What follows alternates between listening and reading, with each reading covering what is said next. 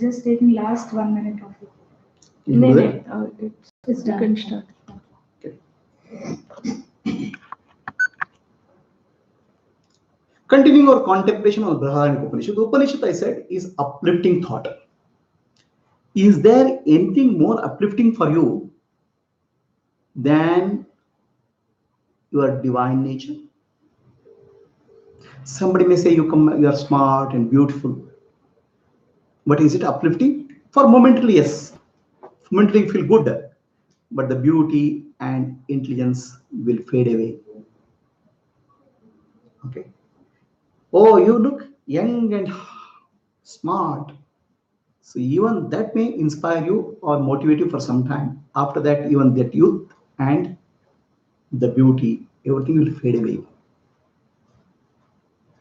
What can really inspire us? That you are divine essence.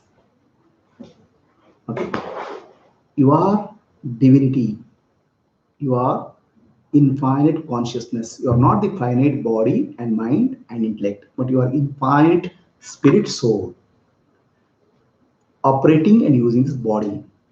So that teaching is given in a very systematic way in the Upanishad. Is there anything more uplifting than knowing your divine nature? So that's why it's called Upanishad, or uplifting thoughts. Upanishad say, Tattvamasi, you are that. The teaching of Upanishad is nothing but Bhagavad Gita. Bhagavad Gita is a summarization of Upanishad. The entire spiritual teaching of India is centered around the divinity of man. If we die without knowing our divinity, we have wasted human life. Getting a human birth, having a human body-mind complex, having the human intellect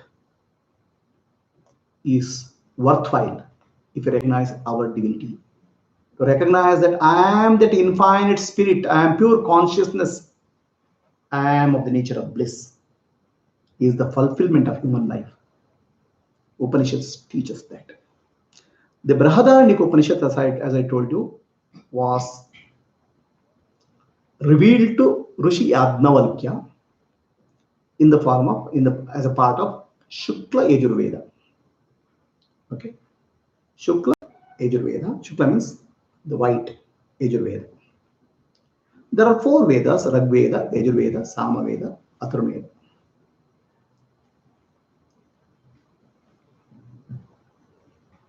These Vedas have 4 sections: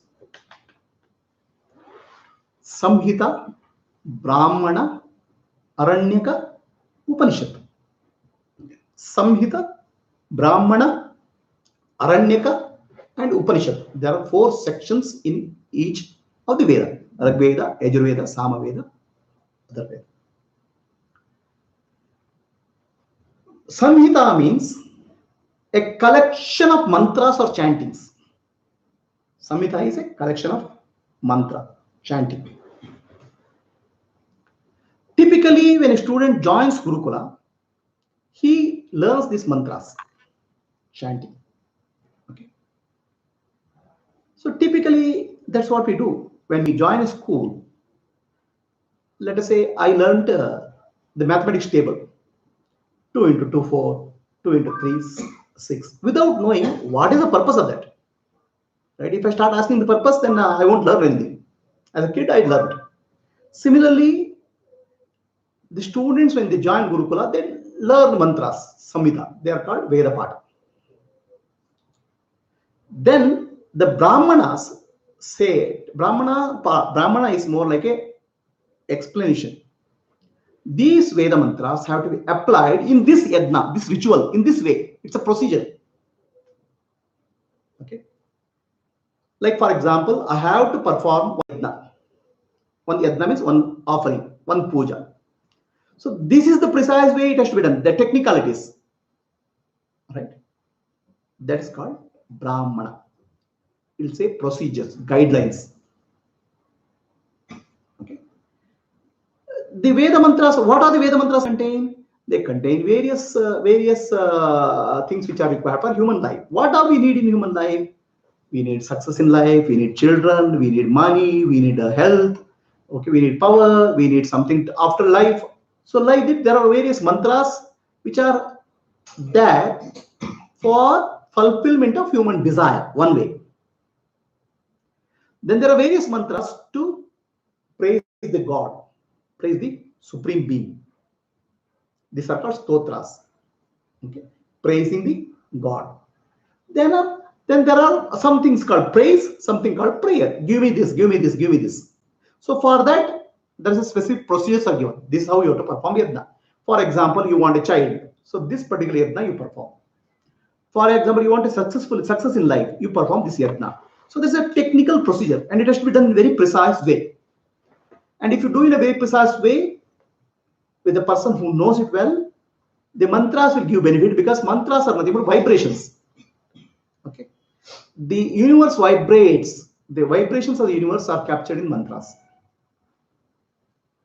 A proper intonation, proper chanting of mantra with proper faith will invoke that vibration. The Veda mantras are specifically, let's say, Sanskrit mantras. Sanskrit is a language which is designed for natural principles of life, principles of universe. So the mantra, each mantra comes with that specific vibration. The principle of the vibration of, let's say, 5 elements: Akasha, Vayu, Agni, the space, wind, fire, water, and earth. They have a fundamental vibration. These mantras capture that vibration and create certain sounds and vibrations in such a way that specific aspect of that manifests in your life. For example, Ram is a Bija mantra for fire. So what they have done, they have discovered that by chanting Ram, Bija mantra, you can affect the fire element in nature at the very vibration level. So like that, the Veda mantras are chanting in a specific way can fulfill your desires. So Veda mantras are not just fulfilling desires, Veda mantras also offering prayers to God, offering respect to God, praise, called stotra. These are all coming from the Samhita. Then Samhita means what gives you benefit. What can give you benefit? Success in life and offering praise to God. This is Hita. Hita means what makes you feel good. Samhita means what makes you feel good. A collection of mantras. I want success in life, chant these mantras. I want to praise God, I want to offer my gratitude to God, praise these mantras. So what else is life? Become successful in life and be grateful to God. This is Samhita. Samhita. Right? Then comes Brahmana. So the moment we say Brahmana, we start thinking, oh, some caste and all. Okay. So those who don't understand Sanskrit, those who don't understand Indian culture, have corrupted meaning of various teachings of Vedas. Brahman means infinite. Okay. Infinite consciousness is called Brahman. Who is Brahman? Everything in the universe is a manifestation of that infinite consciousness and intelligence. Everything. Everything and everybody, every single thing, living and non-living, and every human being is a manifestation of that infinite consciousness called Brahman. Right? So, to say anyway, let's say you take water. Water manifests as ocean and waves. Okay? The wave is not different from water. Wave is just a name. Wave is water. Right? Wave is water. So our rishis found out everything in the universe is at the fundamental level is consciousness, Chaitanyam, which is infinite, and that they called as Brahman. And everything in the universe is nothing but Brahman only. A gold necklace is gold. A gold chain is gold. A ring is gold. Everything is made up of that fundamental reality called Brahman. The desire to know Brahman is called Brahmana. Desire to know the infinite consciousness is called Brahmana. One who is desirous of knowing. One who wants to know the desire, one who is interested in knowing the infinite nature of himself is called Brahmana. It's not about caste or community. Somebody says, I want to know my infinite nature and I am ready to study, contemplate, and practice for that. Such a person who is committed to finding his own self nature is called Brahman. Okay. But everything in the universe is Brahman only. Right? Everything when you point, it's pointing to Brahman only. Okay. When you point a gold ring, you're pointing to gold only. When you're pointing a necklace, you're pointing a necklace only. So then what makes a difference for this person who is trying to find Brahman? It is like the necklace, the ring, okay, chain. The ring is very jealous of this lady, the chain, what is necklace. See the necklace? It is bigger in size. It's always sitting on her neck, whereas I am in finger. I'm very far away. The ring is feeling jealous of the necklace. On the other hand, necklace is also feeling troubled. Okay. See, I am sitting on the neck only. Okay. Right? I am heavyweight. See, my weight has increased. Whereas the ring is lightweight. Okay. And the ring is able to make contact with anybody. When you give a shake hand, it touches somebody. I don't have opportunity to touch anybody other than this lady. So everybody in the world is feeling troubled and disturbed in some way. Right? Everything is made up of Brahman only, the universal consciousness. Brahman is not the universal consciousness. It's not individual. Everything is made of universal consciousness. Like every wave is nothing but water only. Okay. Then the necklace and ring are feeling jealous of each other. Then the ring one day decides, I have to become infinite. It's a very big problem for me. Let me find my source. Then it finds that gold is the source. As gold, I can manifest as necklace. I can manifest as anything. As gold, I don't have inferiority complex called a ring. So like that, there are a lot of human beings on the earth. But everybody is troubled and disturbed in some way. That's what drives us. The fear and desire drives us. A small wave is afraid of big wave. Oh, there's a bigger wave. It feels jealous of that. Big wave is afraid of death. Once I hit the shore, I'll die. So fear is very common. Desire is very common. So life is a struggle for reducing the fear and fulfilling the desire. How can the wave find out? How can the wave get rid of his fear?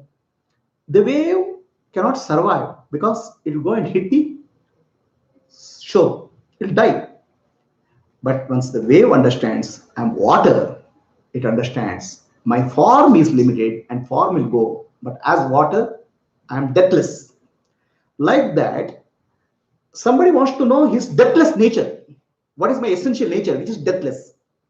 No matter what I do for this body-mind complex, no matter how much doctor's medicine I take, the body-mind complex will one day disappear. Then is there some deathless aspect of me? That aspect is called Brahman. That aspect is called infinite. Now, one who is seeking that is called Brahmana. One who is seeker, not by birth, but by a seeker. In the earlier ancient language, the seeker of truth is called Brahmana. Okay. Seeker. In the modern language, you call it seeker. Seeker of what? Seeker of truth. Now, in a sense, everybody seeks truth only. They seek the truth unconsciously, somebody seeks consciously. That's all the difference. Everybody is restless and everybody is seeking happiness, infinite happiness. Everybody wants to survive. They seek eternity. This is nothing but characteristic of the infinite Brahman. Infinity, consciousness, deathlessness, birthlessness is the nature of Brahman. But most of the people, they seek these in the objects of the world. Okay, I want to become infinite. I want to expand. Expansion I want to fulfill through objects. Objects are finite. No amount of finite objects can make you infinite. They keep trying, and every time we end up in frustration and restlessness, because it will, no matter what you do, it will be fulfilled. So some people seek the fulfillment in the inner journey, spiritual journey, and those people who take up the spiritual journey are called Brahmanas. They are seeking the truth, or Brahman, which is infinite consciousness. In a sense, everybody is unconscious Brahmana. Unconsciously, everybody is Brahmana. Consciously, some people become Brahmana. Consciously, they seek truth. That's why the Vedic teaching, the chapter wise, okay, the chapter name is called Brahmana. Means to know Brahman. Why this is called Brahmana, or some community or caste has made this? No. This is called seeking the truth. Let us say you have a book on physics, right? Let's say your book on physics. What will be the title of this thing? What will be the title of a called, let's say, water? The title of the page called water, oxygen and hydrogen is the title. Right? If you read oxygen and hydrogen, you'll understand about water. Similarly, the Vedas are about one basic nature of life. It's called Brahmana. Brahman. The title has to be Brahmana. It's not about a community or caste. Okay, those who don't understand the spiritual teaching, they convert into a caste, a community, or religion. Understand?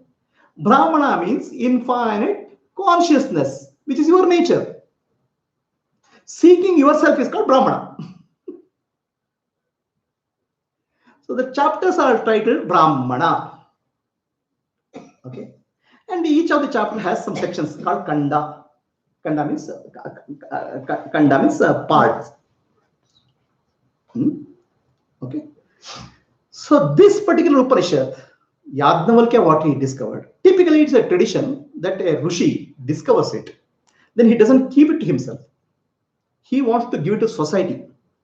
He wants to share it. It's not a secret knowledge. They want to share in the society. What they do, they give the teaching to students. And students teach to their students, okay, so that the truth which they have discovered will go all the way to the humanity, not just for some people. They didn't hide anything after discovering the truth. So Yajnavalkya Rishi taught this to two rishis called Kanva and Madhyandina. The two rishis named Kanva and Madhyandina. So Kanva Rishi had their own students, Madhyandina Rishi had their own students. So students after students, from students to master, they have come to us. See their wisdom. Okay, they discovered some fundamental truths, and that truth they wanted to share with humanity. That's why they give it to students, and they established teaching methodology of Gurukulam for that truth to come. And imagine this Vedic tradition must be having a few thousand years of history. No schools, no education systems, but from master to disciple, master to disciple, master to disciple, it has come to all the way to us. In spite of all the disturbance in society, wars, fightings, it has come. Okay, so they preserve this as a very precious knowledge to be passed on to the next generation. We should be very thankful to Yajnavalkya Rishi and Kanva Rishi and Madhyandina Rishi who have passed on this wisdom to all of us so that we may benefit. After a few thousand years, they don't know who we are. Okay, they put the seeds and they come here. A old man was planting mango seeds in his garden. Then somebody came and laughed at him. Why, old man, you want to eat mangoes? Okay. Yeah, the mango tree will take 20 years to give fruits. The old man said, I am putting the seed here so that someday my children or my grandchildren will eat. So that's how our rishis have planted seeds. They have created gurukulas and system of education which will take us. The wisdom is brought down to us from thousands of years. In spite of all difficulties in life, they had wars, they had difficulties, many situations in life, but people made sure that this wisdom is passed on to all of us. We should be very, very grateful to all these rishis. And some of these Upanishads, Kanva Shaka and Madhyanin Shaka, actually were discovered by Westerners. Okay, the Westerners, when they came to India, they studied that and then they made it popular, especially I think Kanva Shaka or Madhyanin Shaka. So we should be thankful to all the masters who have brought this wisdom to us. We should be Yadnavalkya Rishi who is giving us this wisdom. So we'll study. There are differences between Kanva Shaka and Madhyana Shaka. We'll take the essential teaching, and our purpose is not to go into word by word, but get the teachings. Let us pray to Yadnavalkya Rishi, Kanva Rishi, and Madhyanin Rishi to bless us with the wisdom of Brihadaranyaka Upanishad.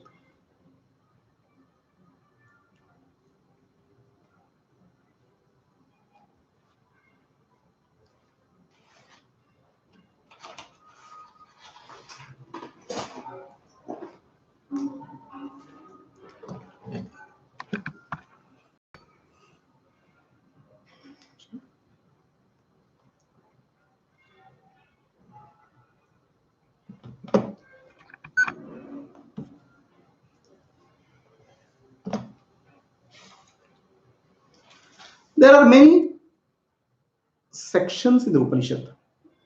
The sections are called Brahmana. The chapters are called Brahmana. For whom is this subject? Those who are seekers. Anybody who is a seeker is a Brahmana. Seeker of the self is called Brahmana. For these, the teachings are there, and it is told sometimes in the form of stories.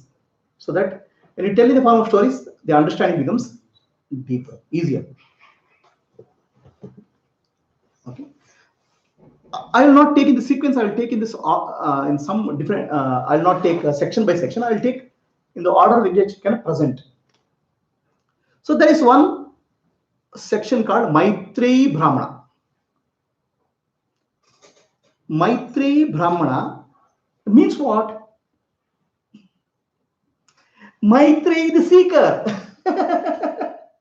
If Gayatri becomes the seeker, Gayatri Brahmana will happen. So Maitreyi Brahmana is the Maitreyi the seeker.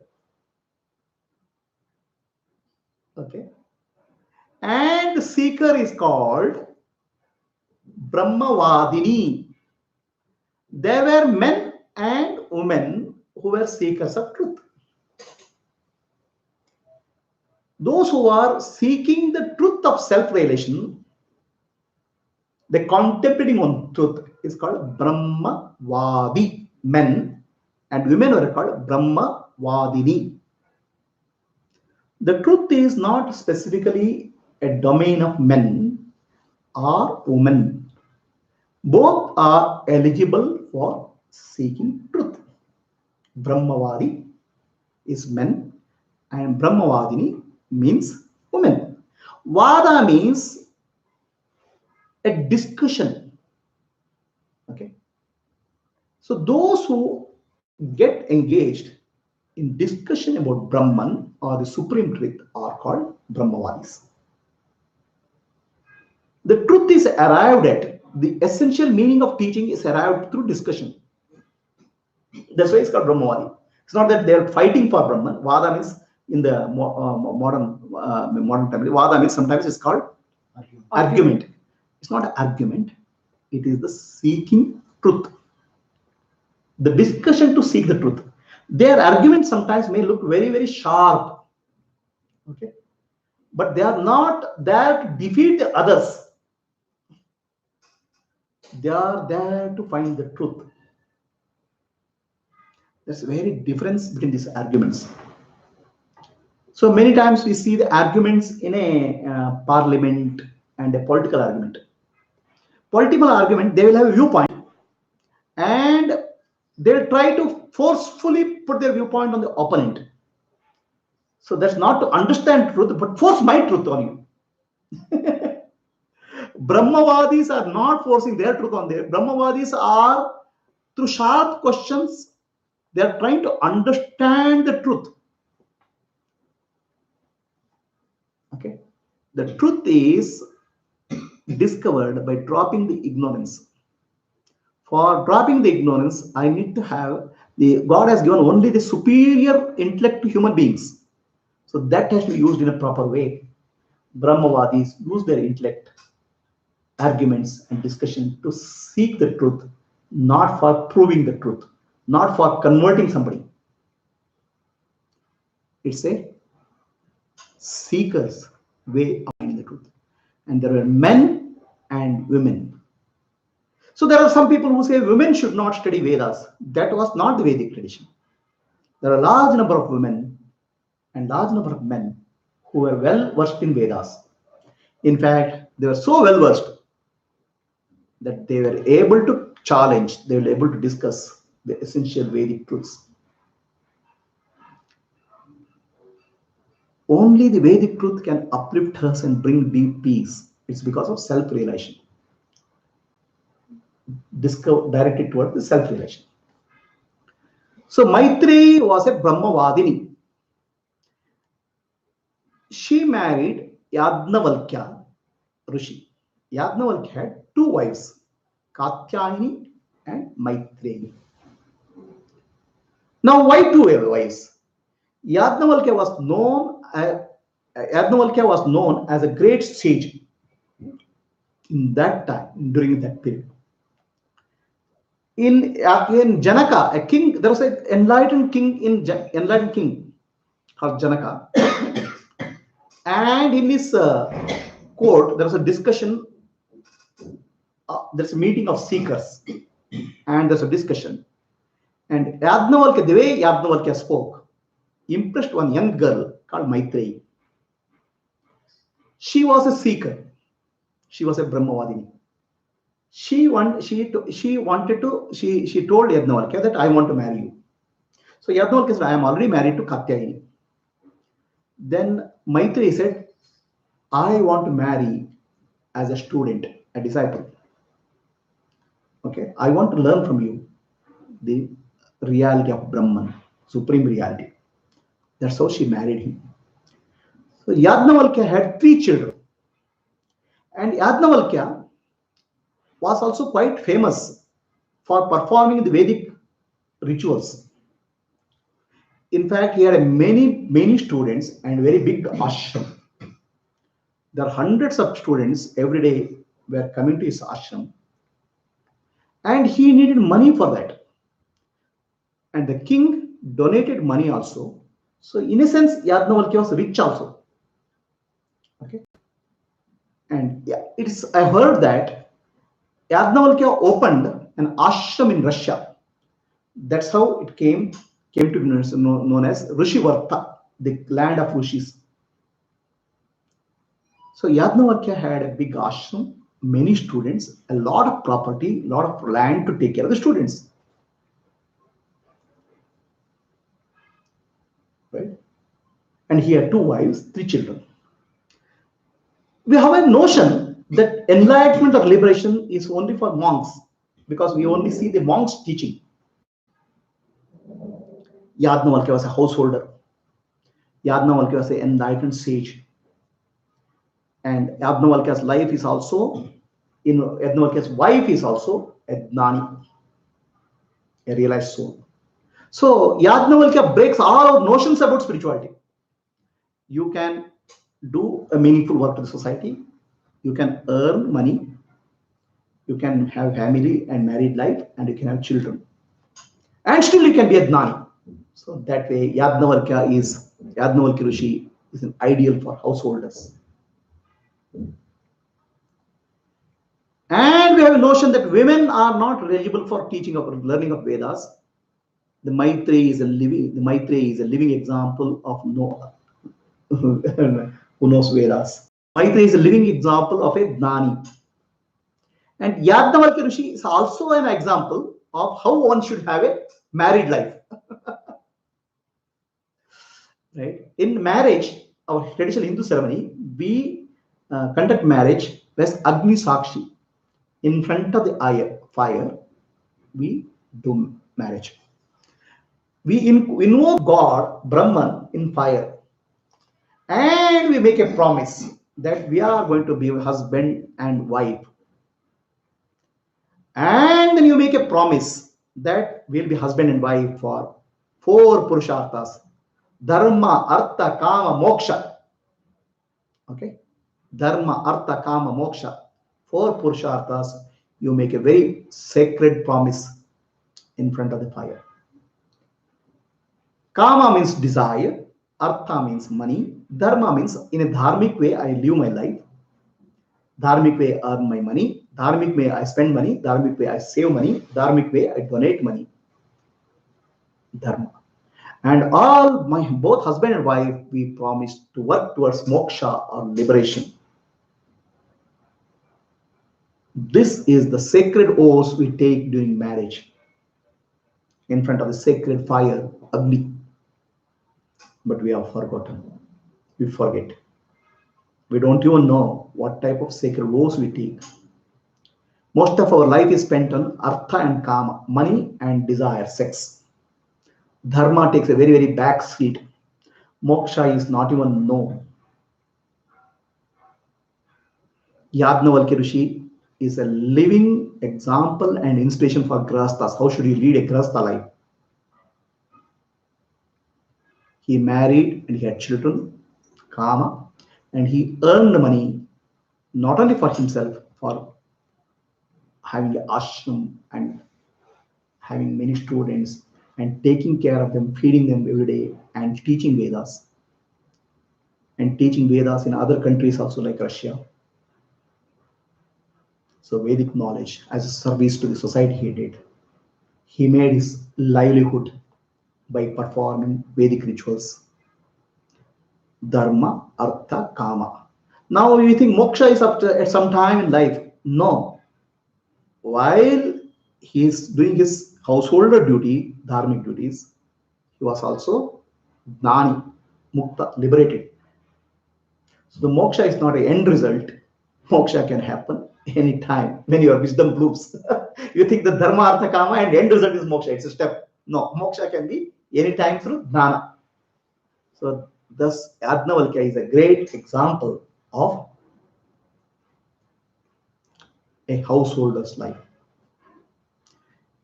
Maitreyi and Yajnavalkya is a great example how husband and wife not only work for dharma, artha, kama, for moksha also. The questions which Maitreyi asks is about liberation, moksha, not about money. So how many householders' life today is like that?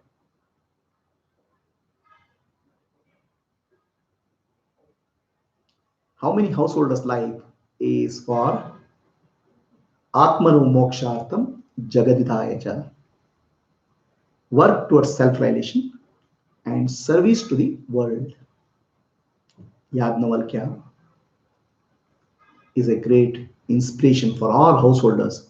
How you should be in the world, how you should take care of your family, livelihood, and how you should get enlightenment when you are in the household's life. And Maitreyi is an example how women should participate in dharma, artha, kama, and at the same time constantly work for moksha or liberation.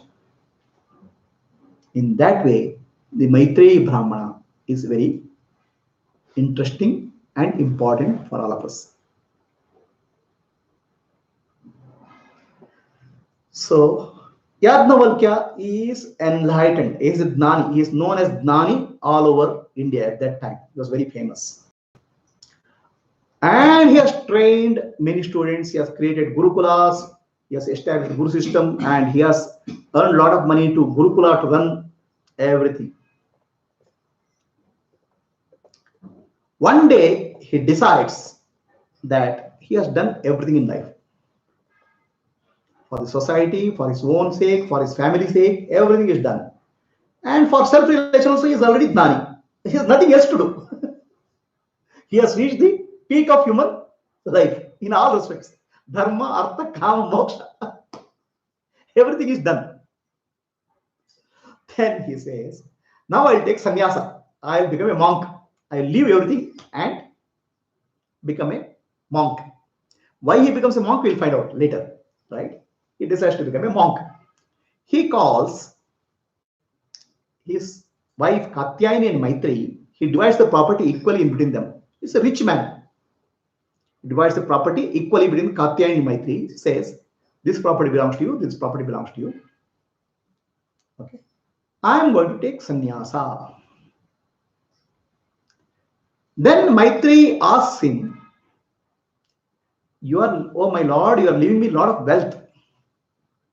Can this wealth give me anything eternal, immortal? Okay.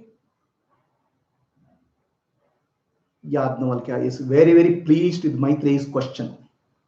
Then a set of dialogue follows. Yajnavalkya teaches Maitreyi about Atmadnan, the self-realization.